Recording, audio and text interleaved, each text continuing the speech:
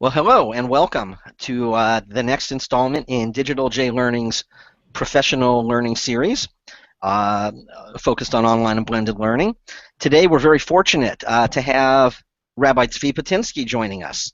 Rabbi Pittinsky is the Director of Educational Technology at the Frisch School in New Jersey, and he also teaches Judaic studies.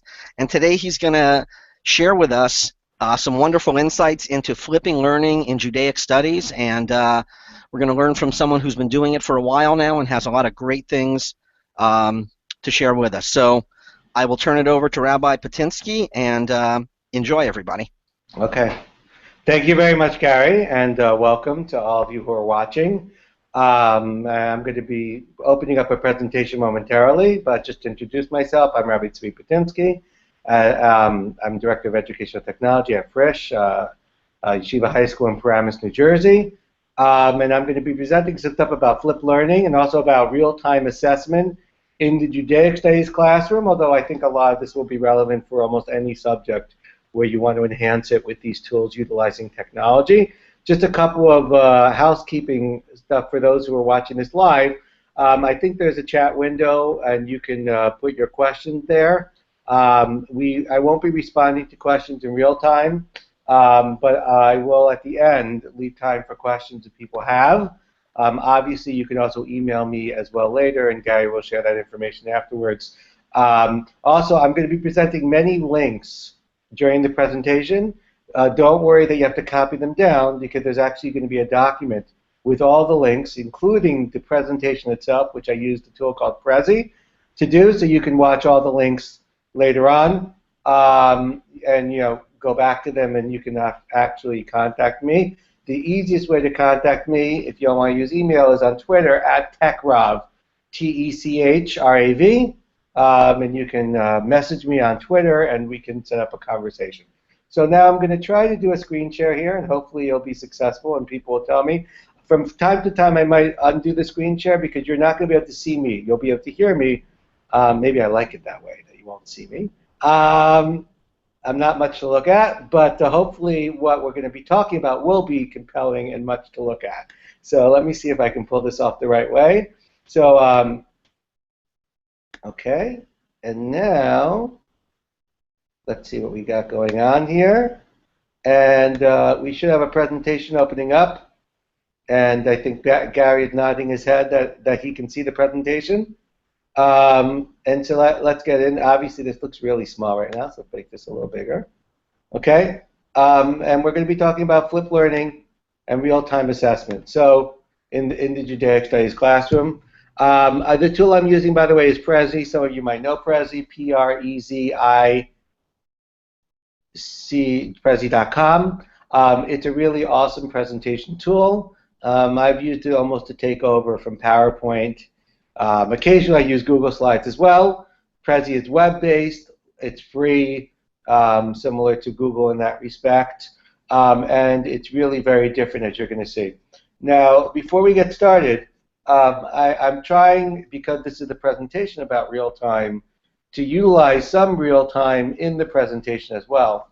So the first item you see on your screen is if you could just open up email in a different window, and email some experience that you've had using technology in the Judaic Studies classroom, or really in any classroom in general, and send it to the following email address. Don't email it to me, even if you know my email.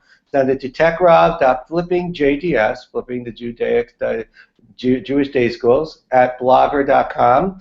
Just know that that email is going to be visible to the world. So if you have any information there you wouldn't want the world to see, let's say you have a phone number, contact information, etc. on your footer, erase that before you hit send. And you can make the topic, the subject will be the topic, and then you'll just share something. It could be a sentence or two. You'll see later on what I'm going to do with that stuff. I'm going to try my best to put real-time tools into this presentation because it's a presentation about using real-time tools. So remember, it's techrob.flippingjds@blogger.com. You can open that up. You can email it while I'm presenting. You can email it right now. I'm talking a little bit on purpose to give you a little bit of time to do that. If at least one or two of you respond, you'll see it later. There's going to be a little surprise. a trick that I learned from Tammy Worcester, who is Tammy's Tech Tips for Teachers online. She presents a lot at conferences I go to, and she taught me a trick using email and Blogger, which we're going to talk about later. Okay, so now I'm going to continue. So if you want to put in the chat, just techrob.flippingJDS@blogger.com if someone needs to get the email address later. While I'm presenting, if someone could just put that in the chat window, that might be helpful. Gary, if you could do that. And now I'm just going to start on the actual content of the presentation. Okay, so the first thing to know about any of these technology tools, whether it be flipping the classroom or real-time assessment or really any other tool, a presentation tool like Prezi, is begin with the end in mind.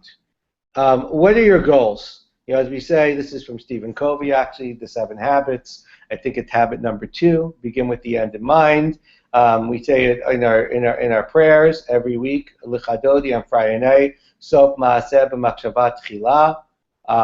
Hashem's end in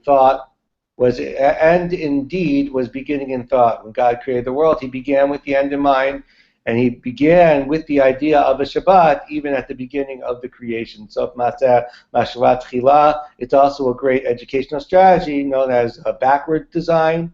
I know that the approach of understanding by design, UBD, utilizes that approach. Don't just flip your classroom or do real-time assessment because it's cool. In general, the worst reason to use technology in your classroom is because it's cool. I know people say, I need to get technology in my room because it's cool. The coolness factor wears off in a week. With our kids, it might even wear off in 2 days. And whatever we do in the classroom, as far as coolness, is not going to be as cool as what they can do outside the classroom, at least not in the classical definition of the world. You want to teach something because it's important, you want to make it compelling, and you want to use whatever strategies you have at your fingertips to make it a better, more profound learning experience for our students, maybe even cool. But you want to begin with your end goals, and we'll see there are certain things that you should flip and certain things that you should real-time assess. So for example, when it comes, here's our little end, okay, our goal, and now we're traveling on a bridge to our goal. And when it comes to flipping, the questions you should focus on in flipping your classroom, why flip? No, then if you decide you want to flip some of your learning, and we'll define what flipping means in a moment, what do you want to flip from what you're teaching? When do you want to flip it? And how do you want to flip? So why, what content, when do you want to do it before the learning? You want to do it as a review after the learning? Do you want to do it for homework? Do you want to do it during class? Maybe in a chavruta type of cooperative learning setting? And how to flip, that's the technical, and a lot of people get that first. You know, what tools can I use to do it? And they focus on that, and they're making these videos, and they have no clue why they're making them. Then you're not really accomplishing much. Same thing when it comes to real-time assessment. Why do you want assessments real-time? What's the advantage of doing something? I define real-time as an assessment where you ask a question and you get a response from the students almost instantly. And if you decide that's an important value to have in your classroom, then what tools can I do to make real-time assessment possible? Okay, so that's just to know in general. You need to have good goals. In general, the big rule is that good teaching with technology fundamentally is good teaching. Then you use the technology. If it's just about the technology, as we always say, then it's really not going to be worthwhile and educational. So let's talk a little bit about the flip. Okay, try flipping your classroom. Here's a classroom, and we flipped it, as you've seen. And I actually made, this is a picture of a presentation that I made on flipping the classroom actually 3 years ago, right when I was starting flipping, and I experimented myself. I know Sal Khan, you know, from Khan Academy, so he was making what's called flip classroom videos, probably already from 2009, 2008 maybe even. And then in 2011, he made a famous TED Talk, which you can definitely access online. I did not share the link, but just Google Sal Khan TED Talk. You will find it, about flipping his classroom. And when that TED Talk came out, and I think it was, if I remember correctly, in like in July, maybe in April, May of 2011, that's when flipping took off, and everyone wanted to do the flip.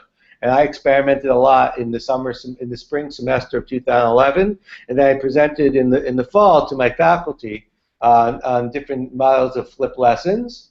And obviously, I've learned a lot since then. And here's, if you want to just go through the rudiments of how to flip, there's a link to a Prezi.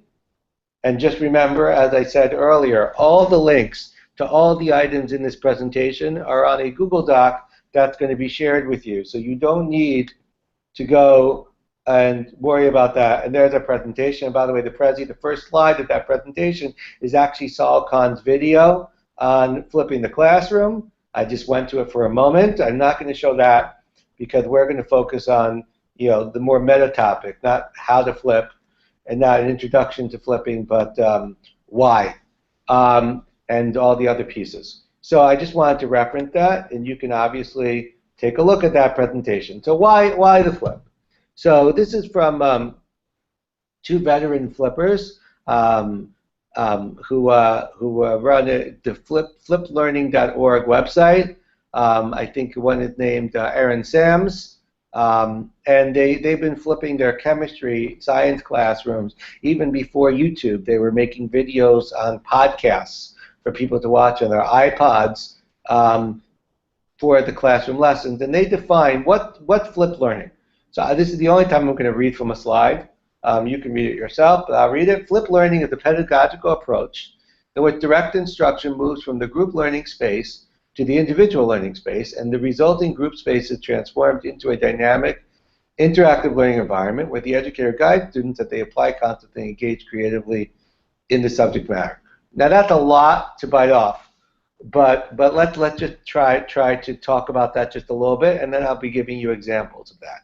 So first of all, just to know that one of the keys is that the direct instruction, or the stuff you have to teach that's kind of lecture, it could be content, it could be skills, it could be background material, is moved from the classroom, what they're calling the group learning space, to an individual learning space where every student can learn it. And that's the first piece. So you're flipping your lesson by creating a lesson that people can do at home. The model here is prior to the learning process. That's piece number one. Now note one thing flip learning is not. There's no mention of the word videos here. I was actually going over this presentation with a veteran English teacher in my school in Frisch yesterday, who's a very talented teacher, and I pointed out to him that he's flipping the lesson almost every day. Why? Because they're reading The Great Gatsby. That's the novel they're reading right now. I think actually now they got to Brave New World. And he had them read at home, and then he expects them to come having read the chapter at home, a passage at home, and they come to class and they discuss it. That's flipping the learning. The teachers have been doing that for time immemorial. That's what we do in the Beit Midrash approach. I know when I was in yeshiva, when I went to Yeshiva Chalavim, and then I went to YU, and we would have Beis Medrash, Beit Midrash, you might call it, and then we'd have Shir, and actually the majority of our time was spent in Beit Midrash. We maybe have 3 hours of Beit Midrash and maybe only an hour of Shir. In Beit Midrash, we were learning with our Chavruta, and we were going over Ma'ir Makomos. We were going over sources that were given to us by our teacher, maybe to learn this Daf Gemara, maybe a list of Rishonim to go through, Rashi, Tosfot, etc. That was what we did in our individual learning space. And then we had Shir, where the Rebbe would then go through it in the group learning experience. So that's also an example of flipping. Once again, there's no video, that's just Chavruta learning, which we've been doing for a very, very long time. Then, I think the Chiddush of Saul Kahn, what made everyone go think this is something very interesting to explore in a new way, was he added the video component. That now the flip has a video piece that you can make a video for the kid to watch. And it used to be to make a video took a lot of high-level knowledge, a lot of high-level equipment, but using some very simple apps, either on your computer or on your iPad or even on your phone, you could easily create a video for the kid to watch. And what that did was it said even a kid who doesn't have the ability to necessarily learn on their own in an individual learning space, but chavruta, because they all have the skills that you could just give them a daf gemara and say learn, And you don't want them just to use the English, because that's really, you feel it's not going to accomplish your goals. Or they just they can't read the chapter on their own, so you can make a video where you're modeling to them the learning process. Maybe you're helping them do it on their own, or maybe you're helping them do it with their chavruta. And then once again, now there's the second piece, and this is actually the harder piece of the process, and this is the part I think I'm still working on today, and I think it's a work in progress almost forever. Okay, the flipping part is relatively easy once you get it down. Then you want to change what you do in your classroom to make it a more dynamic, interactive learning environment. Once again, I talk about my shiurim. I've been to many shiurim. Sometimes the Rebbe will just lecture, and now that might be wonderful because the Rebbe might be a tremendous Talmid Chacham, a big Torah scholar, and we just want to hear what he has to say. But those were the shiurim I like to listen to in the car, or I like to listen to maybe once in a while, the shiur klali. But the shiur I went to every day, I remember I went to Paramus in YU, in Chalvim, I was in Rav Nachum. They worked with us together in a dynamic way, interactive process, applying, engaging ideas in the classroom. I had the zechut of learning with Nechama Leibowitz, Allah Shalom. We're going to reference her later, in the last year of her life, when she was 96. And even at that age, her one concession to age was the fact that we had to travel to her apartment, little tiny apartment, behind the old Tachanat Merkazit, to learn in her study. People who are either my age or older might remember that experience. The room that was just filled with filing cabinets everywhere. And she was already obviously old and a bit infirm, but when she started teaching, it was like she was young again. And it was an interactive process. She made you think. She made you apply. She made you engage. So that's what you're trying to do when you flip. You're not just trying to change the direct instruction, but you're trying to change what you're doing in your classroom as well. Obviously, that's the hardest piece. I'm just going to stop the screen sharing for a moment just to make sure that people can still see me. I think I've been told I should do that every once in a while.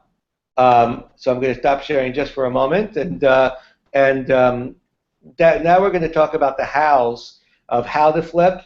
And I'm going to give some examples. A lot of them are going to be from my own classroom, although there are lots of examples I know from other people as well. I'll look at the questions later, but now that you can see who I am, if you came in late, I'm going to go back to sharing my screen. So now I'm going to go back to share. Okay, and I'm going to hide that, and I think I'm back where I was. I'm back in full screen mode. Okay, so that's the why. So now let's focus on a little bit of what we're going to do with this. Okay, so I had the privilege of having a presentation. I went to a day on flipping the Jewish classroom that was sponsored by LookJed. They've been doing a lot of work getting cohorts of teachers who are flippers. I think it's also jointly sponsored by the UJA Federation of New York. And it's by the Lookstein Center, which is LookJed. They had a day in Ramaz last year at the end of the year, and the keynote speaker was named Julie Schell, and she is a professor, I believe, at Harvard. She'd been doing a lot of work on flipped learning, and she talked about what she called the just-in-time teaching model. I'm going to explain this model, and when I heard her say it, I realized that's what I've been trying to do. I don't know if I've been successful, but I've been trying to do that for the last 3 years, ever since I started flipping my classroom. And really, maybe even before then, because a lot of it's just good teaching. But she made it into an approach, and I want to kind of give you that approach, because it talks about the why as well. So what she talked about is that flipped learning always starts with what she called a coverage assignment. Okay? A coverage assignment is the information kids have to know that for whatever reason, either because it's more of a lecture base or it's background information or it's skills, it's not something you can teach in a more Socratic type of dialogue method, a more dynamic approach. So you just want them to either do a reading in advance or a video in advance. So for example, here's an assignment that I just gave, you'll see a week or two ago, where we're doing now Yirmiyahu, Perek Zayin, and Perek Chav Vav, Jeremiah chapter 26 and chapter 7. For those learning Sefer Yirmiyahu, you'll know that a lot of times there are stories in very different chapters, and this is the famous story, which is told in 2 places in Yirmiyahu, of Yirmiyahu at the gate of the Beit HaMikdash, of the temple, as the people are entering the temple to bow down to God, he is getting them very upset because he's telling them as they enter that you're doing the wrong thing. The focus of Judaism should not be Heichal Hashem, Heichal Hashem, Heichal Hashem. This is the temple of the Lord. This is the temple of the Lord. This is the temple of the Lord. You're focusing so much on the ritual. You're focusing so much on the temple. You're missing the main point, which is to do tshuva, to repent, to be good to the stranger and the widow and the orphan, to not steal, to not cheat, to not swear falsely, to not spill blood. So I had them watch videos I made a playlist actually of 2 videos. It was 15 minutes total. A little video from chapter 26 and a video from chapter 7 that they were going to watch prior to class. That's the coverage assignment. And the reason I did that was I wanted them to get a big picture. If I told them just to read the chapter without their own, they'd immediately go to the English.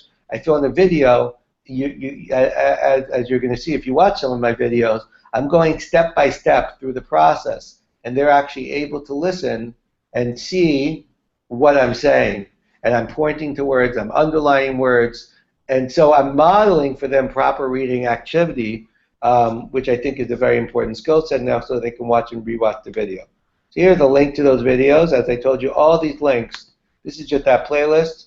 I also have a YouTube channel, which you could see once you go here. So for example, I'm just going to put this on literally for a moment, because I don't know when you stream a video how it's going to look, from Google Hangout. So you see here what I'm doing while I'm doing the video, and I'm just going to turn the sound of the video down. Okay, you'll see during the video that part of the goal is that I have a moving cursor. I'm underlining, I'm circling, and also I'm modeling them focusing on the actual Hebrew text. I'm going to turn that off so you can see that. So I actually think that by doing this, they're actually, unlike a translation where they never look at the Hebrew, here every step of the way I'm telling them how the words are connected, how they can read and listen, and they can learn. This is just basic reading skills to go over the parak, and that's something that if I try to do in class, it would A, be very boring, B, it would take a very long time, because in class, I have a class of maybe 30 students, so every pasuk they'll say, what did you say? Could you repeat that? And this could take 40 minutes of excruciating pain to try to go through this, and I can get through this in a video in 8 minutes, 10 minutes. So it's really a very efficient use of time. So you could look at all those videos. This is the playlist. You could also look at the YouTube channel. The tool I use to make this, we're going to talk about later all the tools, but the one I use for this one is a tool called Explain Everything, using my iPad. At times I use other tools. We'll talk about that when we get to the how. Okay, so now just continuing. So that's the coverage assignment. After you do the coverage assignment, and sorry, there's a bell now in my school. There might be announcements, although I hope there are not. So I apologize for that. I am during my school day in Frisch right now. So then you give a short assessment, and that should really be a part of the flip learning assignment. There's some announcements. Okay. Sorry about the announcements. There's a short assessment that you give after the coverage assignment. And the reason you do that is if you just tell them to watch a video, A, they might not watch the video. That's obviously how you're going to know they watched it. And B, they're going to watch and they won't know what to focus on. They might not get much out of it. The assessment is designed so that they'll kind of focus on the ideas I want them to I want to talk further about in class.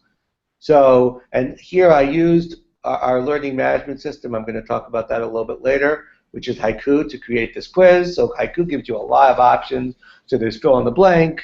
Jeremiah compares the fate that will befall the Beit HaMikdash will happen in, and the answer is Shiloh. He tells them that just like in Shiloh, they believed it was the Heichal Hashem, but God destroyed Shiloh. Don't think God won't destroy his own house. Which king came immediately after Yoshio? I talked about that in my introduction. These are like multiple choice type questions. You don't see it, but when you click, there are multiple choice answers that would come up. So they choose from. So these first 4 questions are really questions that can be graded almost immediately. And then finally, I have 2 short answer questions. These are really the most rich part, as Julie Schell talked about, the questions that could go either way, the questions that will get them thinking. Based on the prophecy, what do you think with the mindset of the average Judean? What lesson did they take from the death of Yoshiyahu, who had just died prior to this prophecy? What did Yirmiyahu take? So that's our coverage assignment. It's a video or a reading plus some type of assessment. Okay? Now, I apologize for the announcement again. They are going to stop very, very shortly. Okay?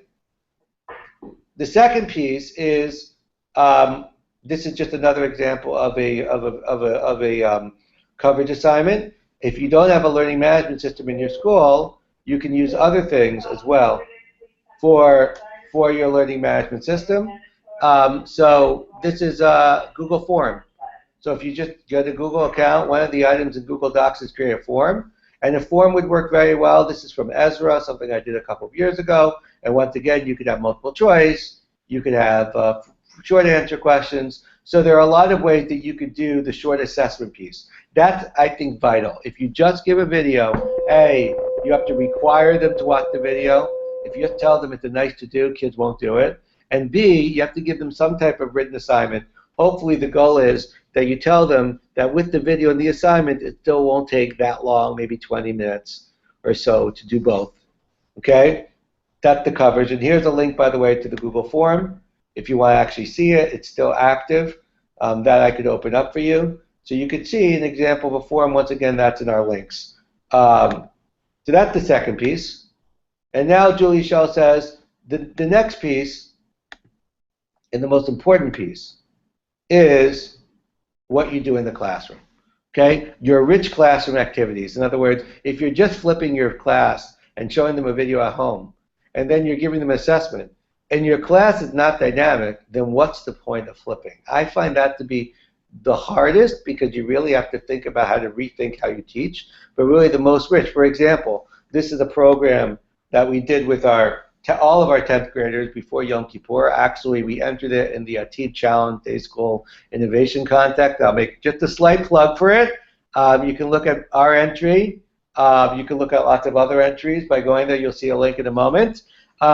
We had them actually, we learned chapter 18 of Jeremiah, where God told Jeremiah, Yirmiyahu, to go to a potter's house and watch the process of making pottery and how you have to destroy the pottery in order to build it up again. And he said that's a metaphor for the children of Israel, for Yisrael, for Yehuda, that sometimes you have to destroy in order to make them a greater nation in the future. So we had them all doing pottery, actually, in the art room and going through exactly the process. But the only way that was possible was that they learned the chapter in advance in a very, broad way to learn the whole parak. And what I did was I made videos for the chapter.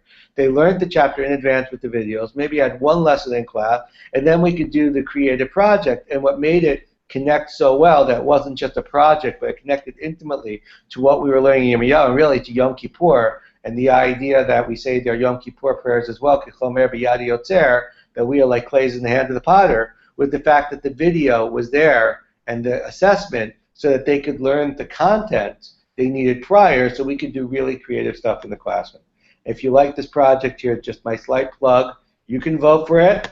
You can also vote for others. I have friends who've done some great project too for the AT Challenge, and here is just a video explaining this project from Frisch, and we did it with all the 10th grade teachers. It wasn't just me, but all of us in the 10th grade and our art teacher, we did it together. So that's an example of how, it could be many, but how you could flip your class and then you could do something very creative. It could be anything, really. Okay, so that's the approach that we've just been talking about. The idea, and just let me just go back one step. I'm sorry, I'm pulling back, and you might get dizzy for a second. Okay, I just want you to see the broad picture. So I apologize that you're getting dizzy, but you're going to stop getting dizzy momentarily. That's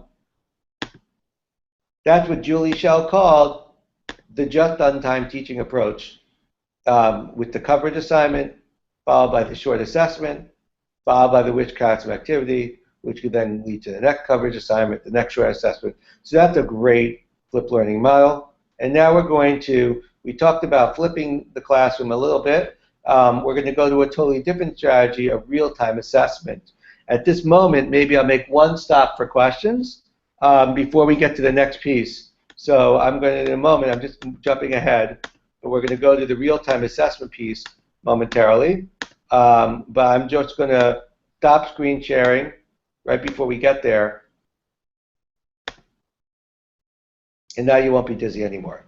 Okay, actually, but wait. First, I have to one more thing. So how do you do the screencast? I apologize. I didn't realize I need to do that first. So you want to make a video, just very quickly, some of the tools out there. This isn't going to be a how-to session.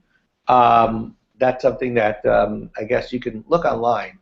And really, any of these things, if you want to learn to use EduCreations, which is the tool I'm going to talk about, or Explain Everything, or any of these tools, just Google, how do I use EduCreations, and you'll get a bunch of how-to videos. So what are some of the tools that we use for the flip? After this, I will stop and take questions before we get to the real-time assessment piece. So EduCreations is one tool. So first of all, just to know in general, there are two types of tools you can use to flip your classroom. There are tools that you can use using your iPad, and there are tools you can use using your computer. On Chromebooks, I think there are tools, but they're not as easy to use. I think Snagit might be one. But I use mostly either iPad or computer. The iPad is definitely the easiest way to make a flip video. I find especially if you're assigning students to make videos. And sometimes you might want to assign kids to make the videos as well. I do videos where the kids do it themselves, where the kids watch videos at home. I do some videos. This is called really the Flip Beit Midrash that I wrote about in the past, and that we have a bunch of teachers using in Frisch, both in Gemara and in Navi, where kids watch videos in the Beit Midrash while they're learning through the process, which means I can kind of question them as they're watching. We also have kids make videos of their own after the learning process to show that they understand.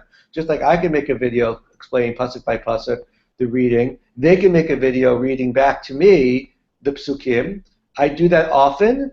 And the reason I do that is once again, because it's a very important skill that's very hard to do in a classroom with 25 or 30 students. If you have every kid read in class, then your class is either going to be very, very boring because all they're doing is reading, or they're going to be reading only very small chunks. If you want everyone to read everything, then you need to do videos. And so with an iPad and a simple app, they can make videos all the time. It's super easy. The only challenge is you have to find the time to watch it. So there might be some late nights in your future. So one tool which I find is the best, most powerful, easiest tool to use is EduCreations. If you just look at this interface from EduCreations, and it's an iPad app, you can just look for it. I think I linked to it in the Google form, in the Google Doc of links. But if you just just look for EduCreations in the App Store on your iPad. All you do is you have a record button, you have a pen, you have different colors. You can add a picture, and that's about it. And then you have an eraser. Very, very, very easy. You can have multiple slides.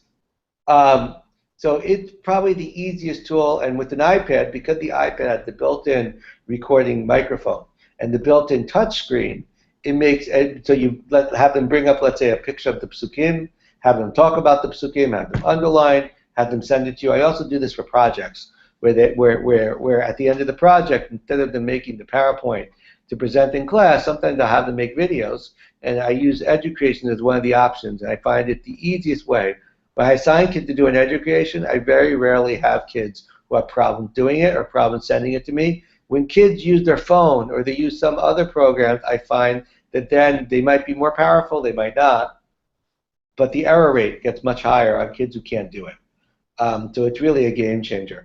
Also, EduCreations has an amazing feature where you can create a class in EduCreations and then give the kids a class code. This is actually a real class of 9W2 Ivrit. Our Ivrit teachers now are using EduCreations every day, literally. They want the kids to read every single day the story that they're doing in class. Now, for some levels of class, all they want them to do is read, because we assume that our kids can read Ivrit correctly. That assumption is not always true, and the only way to practice reading is A, to read, and B, to be corrected. So she has them reading every day. Another class could be reading and translating. Another class could not just be reading and translating a kata, but could be reading something a bit more sophisticated. The great thing is when you create a class using EduCreations, and you give the kids the code and they can join the class, it's really easy. is that every time the kids make a video in education, it automatically comes to your class. You don't even have to email you. They don't have to load it to your learning management system. It's just there, which is absolutely awesome. Okay? So that's educations. The one thing I haven't figured out yet is I haven't tried with kids having two different classes in education at the same time. The question there is which class would get which video. That's a work in progress to be continued. They just added this feature rather recently, but I'm going to figure that out. Probably when they make the video, they'll decide which class it goes to. So here's the teacher. This is a list of students. Obviously, I've covered up their name. This is an example of a video they made, and if you would click on it on an iPad, you could actually watch it. It's also watchable online. Education always makes a link, so you can watch on your computer or you can watch on an iPad. If you want more powerful tools, I'd say really probably for teachers more than students for your flip videos, there's a paid app, not that expensive. I think maybe it's $3 in the App Store, called Explain Everything. And that lets you do a lot more. It lets you import videos, import different slides to your videos. Let's say you create a slideshow using PowerPoint or PDF, and you want to put that into your presentation to run on top of. And it integrates with Google Drive, so you can make your files in Google Drive and import them in. It gives you a lot more tools, the most important one being a moving cursor, a bunch of different types of moving cursors that you could use when you're making your videos. And it also lets you export your video to YouTube or to save to your camera roll and then upload to YouTube. Whereas Explain Everything, everything goes on Explain Everything's website. If you want to have a YouTube channel, when I made videos with my iPad, you're going to see I don't do that anymore. I've moved on to something else. I always used Explain Everything. It's a $3 app. I would recommend for the student definitely Educreation because it's simple, it's easy, and it always works. I'd recommend for teachers who are going to do this all the time, invest a little tiny bit of money and get Explain Everything. It's a lot more powerful, but it is more complex, as you can see. There's a lot more buttons here, but they do stuff. Okay, if you're using a computer. So the simple free approach is a website called Screencast-O-Matic. Just Google Screencast-O-Matic or go to screencast-o-matic.com. And all you need to do is click Start Recording, and you can record anything on your screen. The one thing to realize is it needs Java enabled, and that sometimes gets a little weird on computers. But if you can figure out how to make the Java work, you can do it. They also have a free app for the Mac. I think they might have one for the Windows as well, so you can download the free app. The only thing about the Screencast-O-Matic is it limits you to 15-minute videos. Honestly, I think your video should always be less than 15 minutes anyways. It also has a watermark on the bottom of the screen, but I don't think people really care about that. But it's a great, and one of the great things about Screencast-O-Matic is not only records everything on your screen, so let's say you can have a smart notebook file and you're doing it, but your mouse becomes a moving cursor. It actually highlights everything from your mouse as you go along on the page. If you really want it, and there's the link to Screencast-O-Matic. I'm not going to, I'll click on it. You can see a little bit what it is. There it is. I'm not going to start recording or anything. Finally, if you really want to be the most powerful flipping, there's a program, it's about $200 called Camtasia, which is an amazing program. It is very complicated, but it's very, very powerful. I use it now for my videos. Camtasia lets you have different pictures, so you could have actually a video of yourself speaking. This was actually a video that I recorded on Menashe from my sukkah on Sukkot. So you see the sukkah in the background, and I'm speaking there. And actually, I'm using Smart Notebook, as I said. As far as what you use to create your video, and not the program, but whether you should use PowerPoint for your text or Smartboard, really use whatever you find to be the easiest presentation tool for you.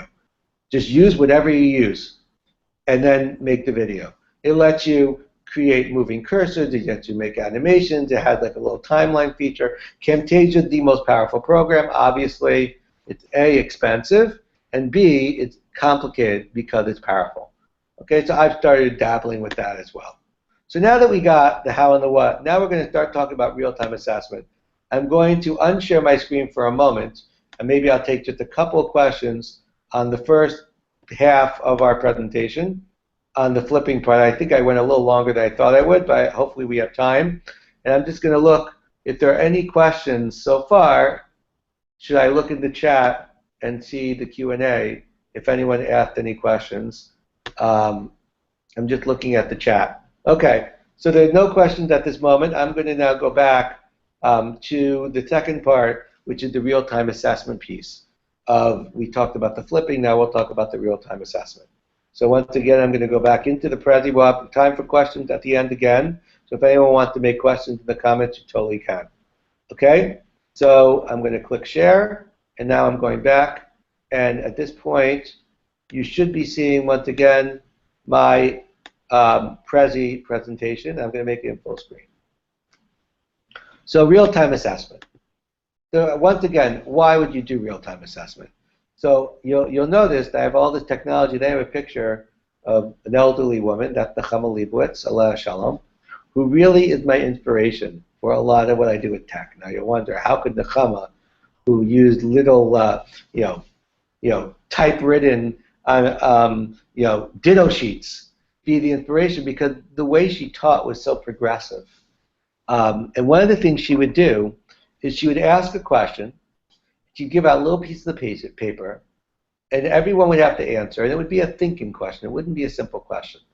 And then she'd take a look, and she'd say, lo nachon, and she'd throw it out. And she'd go over every single one, and I said, nachon. And that was the most exciting moment, that she said your answer was correct, and she'd explain it. And what she was doing there was, for me, I appreciate, because I was generally a quiet student in the classroom. I took great notes, at least I tried to. I listened most of the time if I was engaged, but I didn't. If someone called on me, I would often freeze up and I wouldn't know what to say. And by giving me the option to answer in writing, she was engaging 100% of the class as opposed to the 5 or 10 kids that you call on a regular basis, and B, she was engaging them in a dynamic way that they had to think. There was wait time, they paused, and they wrote an answer, and then she read them. Now, obviously, the Chama teaching 10 adult educators, that was relatively easy. If you have a class of 13 precocious teenagers, it becomes much more difficult. That's where the technology comes in, because you could have tools. I do this all the time. I would do now, and I'll say go to Infused Learning, and there's Nechama. And my do now will be go to Infused Learning. We're going to talk about that, and I'll open it actually in a moment. And I'll ask an open-ended text question, which is one of the options on the screen. I love Infused Learning because you can go there, you can create an account, and you have a classroom ID, and all you put on the board is do now. Go to Infused Learning, student.infusedlearning.com. I'm assuming obviously they have devices, like they have an iPad or a Chromebook, or they could even use their phone. Go to student.infusedlearning.com. This is teacher.infusedlearning. They'll go to student and put the room ID 67425, and I click open-ended text question, answer, and I say answer the question. And then immediately they have a space to type their answer. And when they submit, I see all the answers on a smartboard. I can even hide the names. And this way I can do what Nechama is doing. I could have them all answering. I could engage even the quiet students who don't talk up in class. I could give them wait time. I could let them think. I could let them write. And I could save that writing for later as well. So we're going to try that right now. I actually have Infused Learning open already. Let's see if it's still active. Okay, and the room ID, so your instructions now, and maybe Gary, you want to type this into the chat, is go to student.infusedlearning.com. Okay, this same address, but student.infusedlearning.com, and enter the room ID 67425. That's the room ID for this classroom. That's what happens when you create an account. It automatically gives you a room ID. And I'm going to open up an open-ended text answer window. Now note, whatever you type, everyone's going to see. And what I want you to type in this window, I just opened it, is I'd like you to type the answer to the following question. Can you name one question, comment, or critique that you have about what we've been talking about until this point, that we've been presenting about? Hopefully there's someone watching, and hopefully they're still by their computer. One comment, question, or critique about the flipped learning model. Let's make it specific, about flipping the classroom. So you're going to go to student.infusedlearning.com. The room ID is 67425. You just put in your name. And let's see if anyone came up. I don't have any yet. So if someone could come up, we'll see if there's anyone watching doing this. I don't know. It's an experiment. If not anyone else, Gary, maybe you want to do it so that they'll see the experience on the video of what it looks like. So you're going to go to student.infusedlearning.com. You're going to enter the room ID, which is 67425. And you're going to put in your name, and automatically you're going to come up here. And I should be able to see your responses momentarily. I opened up. There should be a window that opens for you to type responses. We're going to wait just a little bit of time. So it's 67425. Just know that your answers will be up on the board for everyone to see. And if Gary's putting that in the comments, I'm not sure. I'm going to put it myself. So it's student.infusedlearning.com. And the room is 67425. Pretty sure that's the room. I don't want to get that wrong. Excuse me. If you click on, for the people watching live, if you hold your cursor over to the left side of the screen, you'll see a little thing that says Showcase. And if you click on that, it will actually bring up the information with the user ID number. Oh, cool. So Infused Learning, 67425. We're going to give it a little moment to see if anyone goes on. Gary, if you want to go on, just to show for people watching at home what it looks like. I want to give them the teacher view.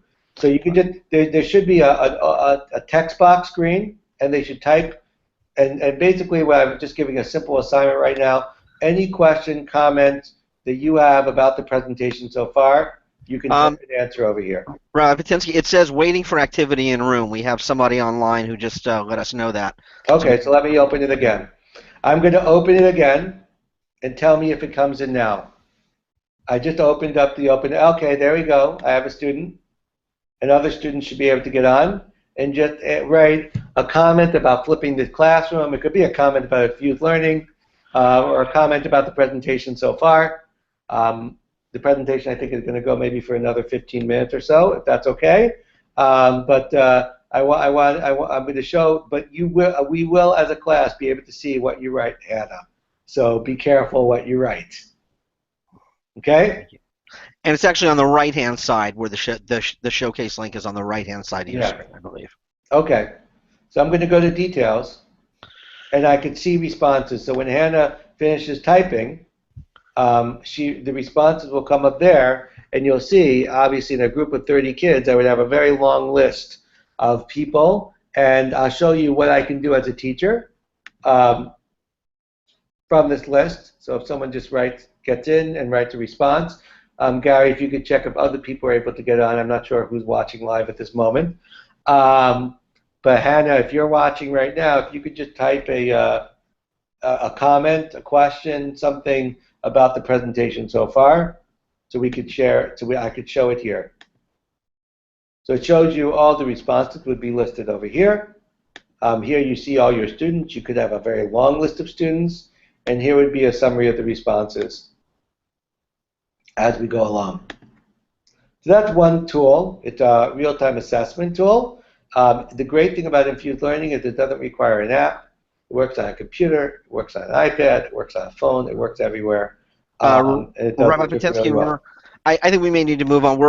We have a couple of people that are having trouble actually they can get in, but they're not able to actually answer right now. So maybe that's something that they can explore on their own. And if they have questions, you will have your contact information available for them, so they can certainly reach out to you. Now I have a few more. What I'm going to do is, if they can get on, I'm going to show the next piece. I have a whole list of people on now. If anyone wants to type a response while I'm showing the next piece, that's totally fine. And I'm going to go back to that window in maybe 5 minutes. And do you have to start the activity, or is there something you have to click? I restarted it. Okay, so if someone was great, typing, it got deleted. But I don't want to restart again, because that will frustrate the people already typing.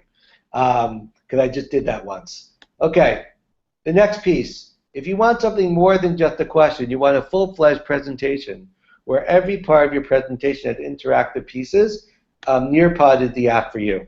Nearpod is an iPad app. It also has a website, a web app as well now.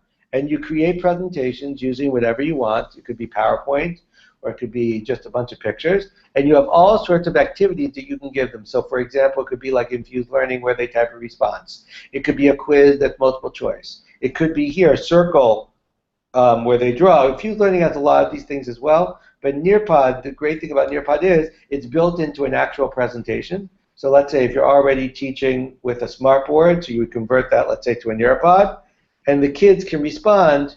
And also, one of the advantages I like about Nearpod is one of the problems I have with using a one of the things I struggle with, I'll say it that way, with using a smartboard and projecting my text on the board is I think in Judaism we're the people of the book. I like when students are looking down and analyzing the text. With the smartboard, they're always looking up. So with Nearpod, the text is in front of them. You're actually totally in control of the teacher of every single iPad in the room. And if a kid does something in an activity, you can share that then with the class. So it's a really cool activity. The only downside of Nearpod, I'd say, is that it requires a lot of coordination. All the kids have to get on the Nearpod lesson. The Wi-Fi has to be working. The Nearpod has to be working. And the one other piece is, this is interesting, this is ironic, that some students, if they take notes on a computer, have difficulty using Nearpod the presentation because they have to jump screens from their notes to their Nearpod and back again. So I think it's a great tool. I use it at times. I would not use it every day, but I'd use it, let's say, for a week at a time to make a lesson. But something that I could use literally almost every day is the infused learning piece. Finally, one other tool, and then I'm going to go and see if anyone was able to type in infused learning. This is a totally different type of real-time tool. It's called Quizlet. Quizlet has a website. It also has an app on the iPad. And Quizlet is a note cards app. So you might say, what's the big deal? Okay, so I can put note cards on my computer, my iPad, with the reading and translating, instead of making note cards the old-fashioned way with a little card. But the big deal is that you can do a lot of different study tools with that. For example, you have flashcards where you go side by side. They have testing tools. So for example, Learn, they'll give you the word, let's say in English, and you'll have to type back the word in Hebrew. Test will actually create a test with all your different words. And then there are all these practice tools, these learning activity tools like Scatter, where they have to match up the word with the translation. They have the words at the whole grid. And the question is how fast they can do it. So that actually in reading can achieve fluency. If you're trying to teach a second language and you're trying to teach vocabulary, you don't want them just to be able to identify that shalom means hello, but you want them to do it quickly. So therefore they can practice on the races. And there are races on the iPad, there are races on the app. Kids find it to be very fun. And also you can create classes. This is an example of a Hebrew class that was created in Quizlet.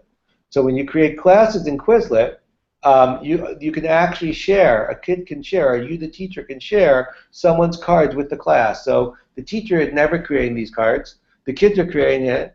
And the best card set from each unit, the teacher then shares with all the other students in the class, and then they can see it on their iPad, and they can see it on their computer. So as we talked about, for speaking type of activities, so you want the flipped learning type of stuff I talked about earlier. If you want to have real-time thinking type of activities, I would recommend infused learning, for deep thinking, or I'd recommend Nearpod. If you want to just, the rote learning, which is still important, to learn milim, to learn vocabulary, Quizlet is an awesome app to do for that.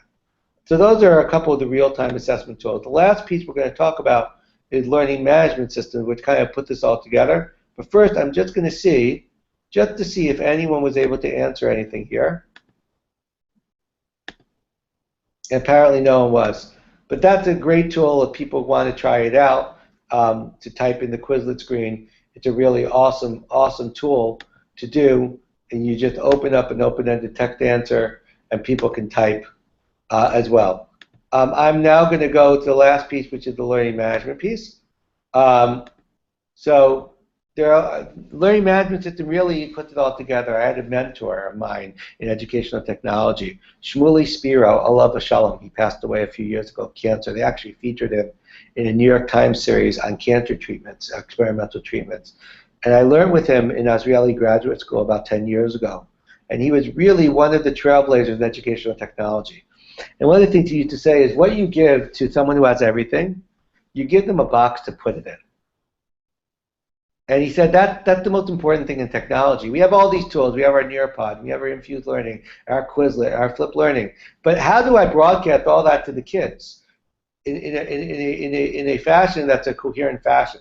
So a learning management system is that common space where all that learning can happen. Now, some of these systems the school has to purchase, some of them are free. So let me go through just a couple examples, and then we'll end, and I'll take questions. The first one is Blogger. Now, you may say, how could blogging be a learning management system? Well, look what I did here. I created a blog last year. I don't have a blog this year because I've started using now a more sophisticated system called Haiku, which we're going to talk about in a couple minutes.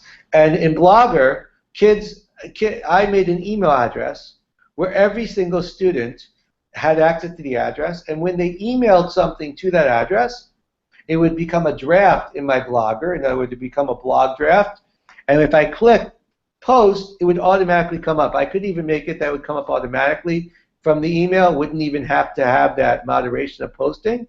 I didn't do that because I was a little worried. You know, kids could put up something that's not appropriate, so I wanted to moderate first. What I did was I made a blog where I had complete control of the blog. There was no logins. There were no usernames and passwords for any of the students, but all they had to do was respond using an email address. So I had an activity where different kids would contribute essay questions. And then it became a series of postings on our blog. You can go to it now. I think it's frischnoch10t1.blogspot.com. Just know that it hasn't been used this year, but I used it last year. And every kid's question would come up, and they collaboratively were creating a review sheet for the test. So it's a real-time activity. It's real learning, and they used just Blogger. Now, we did this ourselves. This is a blog that I created for this presentation, Flipped Learning Real-Time Assessment.blogspot.com. And remember, I had you guys email to a blog post earlier. So if you would send an email now, I did this before. I posted this by sending an email, and it was up on the chat window, the email address. The email address was, just going back to the chat window, I'm going to open up from before. The email address was techrob.flippingjds@blogger.com. If you would email to techrob.flippingjds@blogger.com, it would come up here as a posting automatically. It's a little trick that I learned from someone named Tammy Worcester. I'm going to show you in a moment how to do that. I'm going to actually demonstrate it for you. But it's an amazing trick that all you need to have is a classroom blog, and you can, just through a little classroom blog, have people doing that. So just to show you the how-to on that, I'm going to go here to my dashboard of my blog. So in order to create a blog on Blogger, all you have to do is go to blogger.com and use basically a Google login. It could be a Gmail, it could be a school Google account, and just create new blog. That's it. That's all you need to do to create a blog. And then, if you go to the dashboard, and I'm going to show this once, okay, I see all my blogs here, okay, and if I go to a list of all my blogs, so I want to see a long list of all my blogs that I have in my dashboard. So I could see, let me actually go back to the blog I was on, and let me see if I can actually get this one. Actually, I don't think I have access to it because I think it's a blog that I created with a different account. But the way you would do it is you'd go to the dashboard. Let me show it to you with a different blog in a moment.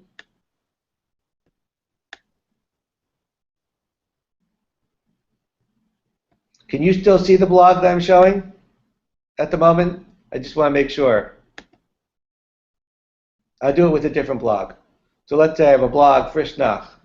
So if I go here and I just click the settings, can you still see what on my screen? I just want to make sure it's still visible. Gary, if you want to just tell me if it's visible. Yes. Okay, good. You go to settings.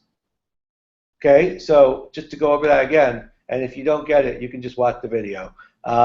You go to your dashboard and you see your blog, and you click on the little drop-down menu, and you go down to settings on your drop-down, and then you go to posts, mobile and email. And they have a way to make an email address for every blog that you have. This is my Frisch School 10T1 blog from last year. And I made it usually like your username plus something else. So it was Pittinsky / and I called it Jeremiah was a bullfrog because we're learning MEO at blogger.com. And I set it to save emails as draft. So anytime a student sent an email to the address svi.pittinsky.jeremiahwasabullfrog@blogger.com, automatically it would be listed as a post draft on my blog. And then all I'd need to do from there is I can go to my drafts, and all I would need to do is click accept, and it would just work. Now you'll see there's a lot of spam there. That's one of the reasons I recommend that you don't make it. One of the other settings you could do is to make it post automatically to the blog. I'd recommend against that. Okay, so that's a great tool. Now there are a couple of other learning management systems that you could use. There's Edmodo. Edmodo is also free. It's much more, it lets you do a lot more than blogging. You can really do quizzes on Edmodo. You can do a lot of stuff using Edmodo. You'll notice it looks very much like Facebook, and that's by design. So if you want to use a free tool and you want to graduate up from blogging, I'd recommend Edmodo, which I've done also in the past. Then you get to the paid ones. Obviously, your school needs to subscribe to them, but there are two that I think are basically the Rolls Royce of learning management systems. One is Schoology. Also looks like Facebook, but you'll see here you can make assignments, you can make quizzes, you can make discussions, you can have different assignments due on different dates. It becomes a full-fledged learning management system, and also it can be integrated with whatever system your school uses for your attendance and to know who's in your class, so automatically kids are in your class without them having to use any codes.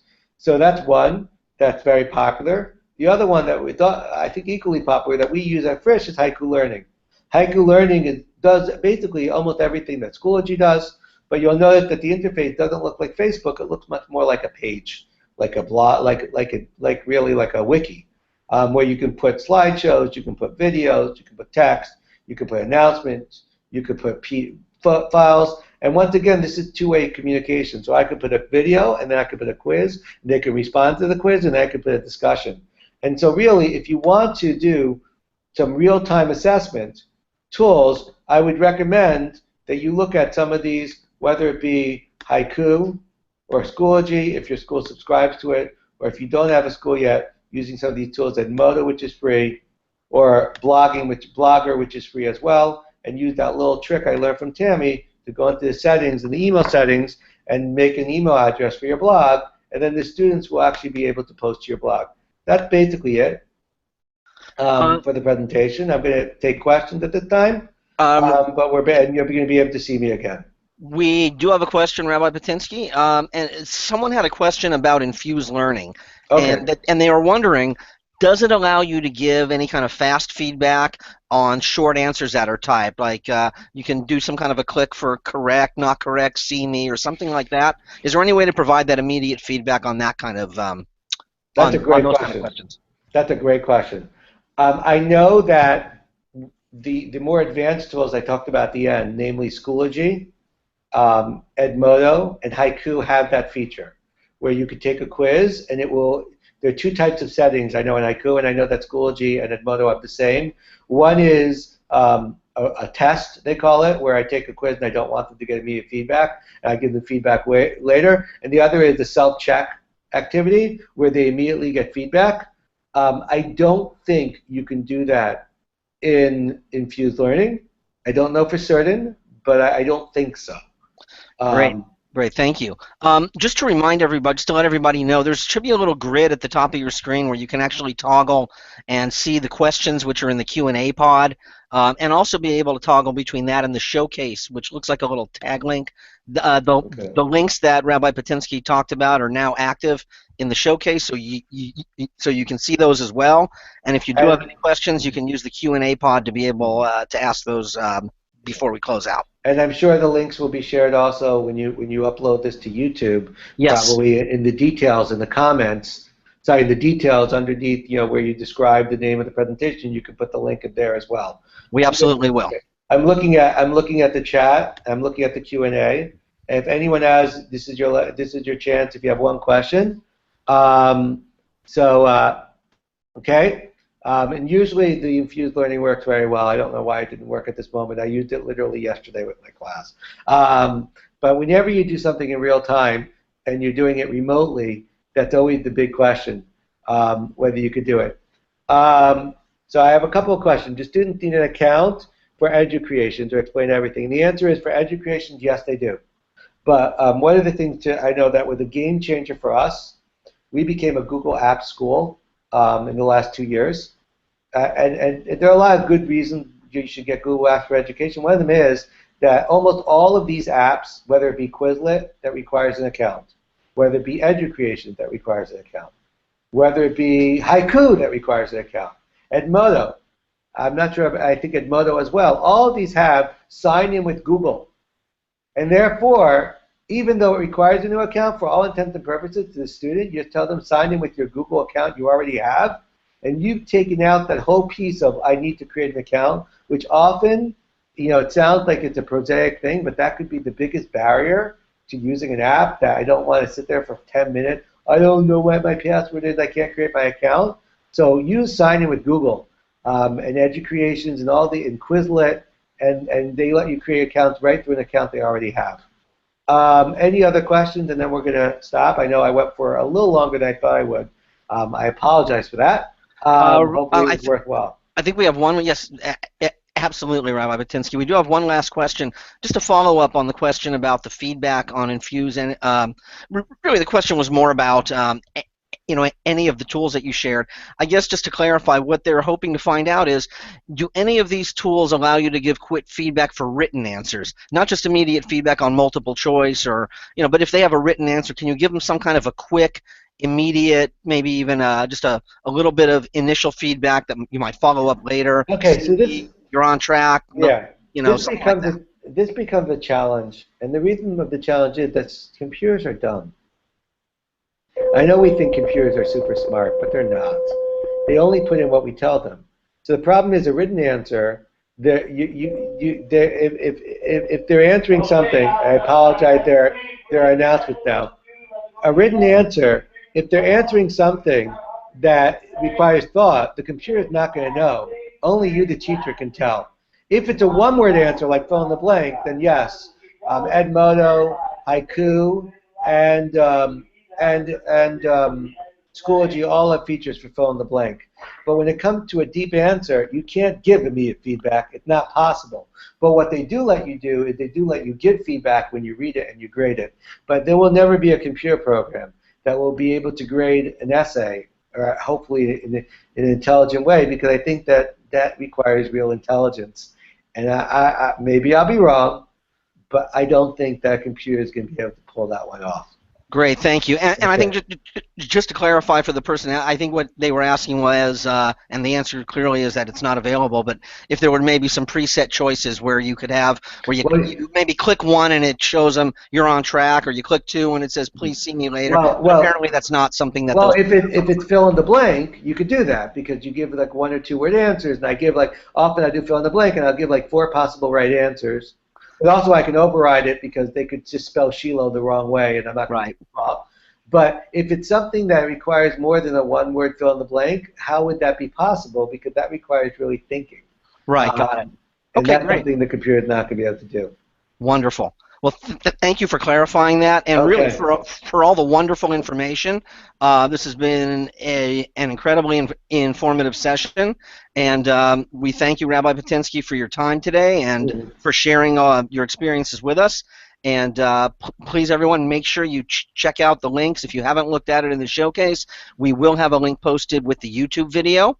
And we thank everyone who was here in our live audience today, and we look forward to seeing you again at our next online session. Thanks, everybody. Have a great day. Okay.